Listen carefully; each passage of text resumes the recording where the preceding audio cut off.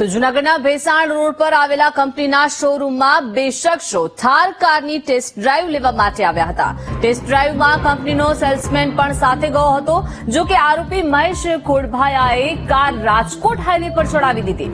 Vadal bridge પાસે તેના એક મિત્ર બાવનજીને બેસાડ્યો। બાદમાં નોબેલ કોલેજના ગેટ મેદાનમાં ગાડીની ચક્કર મારી હતી, પરંતુ કોલેજના સિક્યુરિટી ગાર્ડે તેની અટક કરતા આરોપી વિફર્યો હતો। મહેશે છરી બતાવી સેલ્સમેનને પણ કારમાંથી ઉતારી દીધો।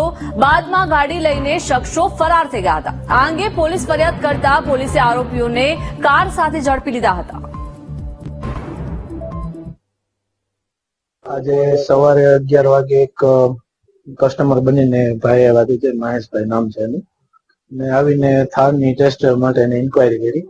એટલે અમારો એક સેલ્સ એક્ઝિક્યુટિવ છે, એની થારની ટેસ્ટ માટેની આખી પ્રોસેસ કરીને ટેસ્ટ માટે લઈ ગયો।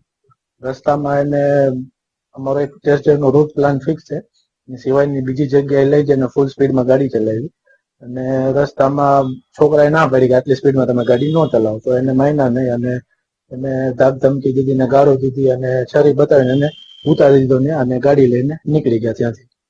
પછી નેત્રમ શાખામાં ને પોલીસ સ્ટેશનમાં અમે ફરિયાદ દાખલ કરી અને બપોરે તો મળી ગયા છે।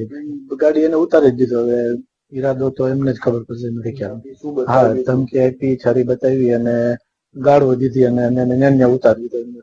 આજરોજ જૂનાગઢ તાલુકા પોલીસ સ્ટેશન ખાતે બીએનએસ કલમ 308, 5, 296 વગેરે મુજબનો એક ગુનો દાખલ કરવામાં આવેલ છે। ગુનાની હકીકત એવી છે કે આરોપી મહેશ ખોડભાઈ કે જેઓ મહિન્દ્રા શોરૂમમાં થાર ગાડીની ટેસ્ટ ડ્રાઈવ લેવા માટે ગયેલા હતા અને જ્યાં સેલ્સમેન અર્શિલભાઈને બેસાડીને તે રાજકોટ રૂટ પર ગયેલા હતા। રૂટ ડિસાઈડ કરેલો હતો એ પ્રમાણે ભેસાણ રૂટ પર એ લોકોએ ટેસ્ટ ડ્રાઈવ લેવાની હોય છે, પરંતુ તે રાજકોટ રૂટ પર ગયેલ અને પૂર ઝડપે ગાડી ચલાવેલ હતી। જે દરમિયાન અર્શિલભાઈએ તેમને ના પાડતા તેમને ગાળો કાઢેલ અને રસ્તામાંથી બાવનજીભાઈને પણ બેસાડી દીધેલ કે જેઓ ત્યાંથી નોબેલ યુનિવર્સિટી છે ત્યાં ગયેલ હતા। ત્યાં સેલ્સમેન સાથે, ત્યાં જે સિક્યુરિટી ગાર્ડ છે એમની સાથે પણ મિસબિહેવ કરેલ હતું અને ત્યાં તેમને જાનથી મારી નાખવાની ધમકી આપીને ગાડીમાંથી ઉતારી દીધેલ અને ગાડી લઈને ફરાર થઈ ગયેલા હતા।